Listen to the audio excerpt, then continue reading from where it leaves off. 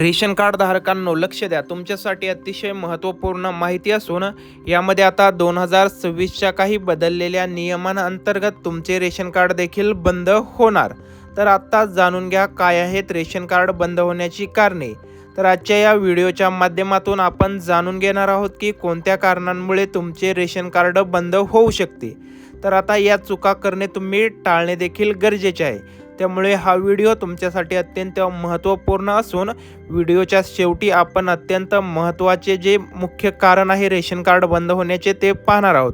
त्यासाठी व्हिडिओ तुम्ही शेवटपर्यंत पाहणे गरजेचे आहे आणि चॅनलवर नवीन असाल तर चॅनलला लगेच सबस्क्राईब करा। तर या ठिकाणी आता ज्या रेशन कार्ड धारकांनी मागील 6 महिन्यांपासून रेशनचा लाभ घेतलेला नाही अशा सर्व रेशन कार्ड धारकांचे रेशन कार्ड हे राज्य शासनाच्या माध्यमातून अन्न व नागरी पुरवठा विभागाअंतर्गत बंद केले जाणार आहे व याबद्दलची माहिती देखील राज्य शासनाने दिलेली आहे।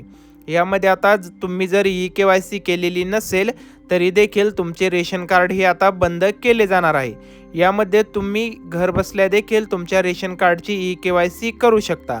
यासाठी तुम्ही प्ले स्टोअरवरती जाऊन मेरा रेशन हे ॲप इन्स्टॉल करा, लॉग इन करून यामध्ये तुम्ही आता तुमच्या रेशन दुकानातून देखील तुमची KYC करू शकता POS मशीनच्या माध्यमातून। त्यासाठी तुम्ही ज्या ठिकाणावरून रेशन घेता त्या ठिकाणी जाऊन त्यांच्या माध्यमातून तुम्ही आधार कार्ड क्रमांक टाकून आणि तुमचा जो बायोमेट्रिक आहे त्याच्या व्हेरिफिकेशन करून तुम्ही KYC करू शकता। त्याचबरोबर आता जर तुमच्याकडे डुप्लिकेट रेशन कार्ड असेल तरी देखील तुमचे रेशन कार्ड हे राज्य सरकारच्या माध्यमातून बंद केले जाणार आहे।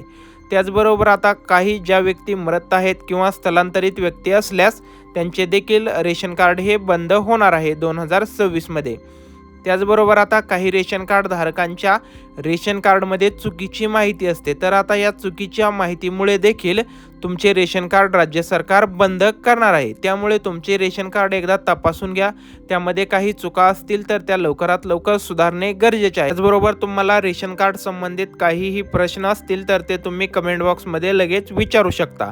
त्याचबरोबर आता व्हिडिओला लाईक केले नसेल तर व्हिडिओला लगेच लाईक करून घ्या आणि हा व्हिडिओ तुमच्या मित्रांपर्यंत लगेच शेअर करा जेणेकरून त्यांना देखील माहिती मिळेल।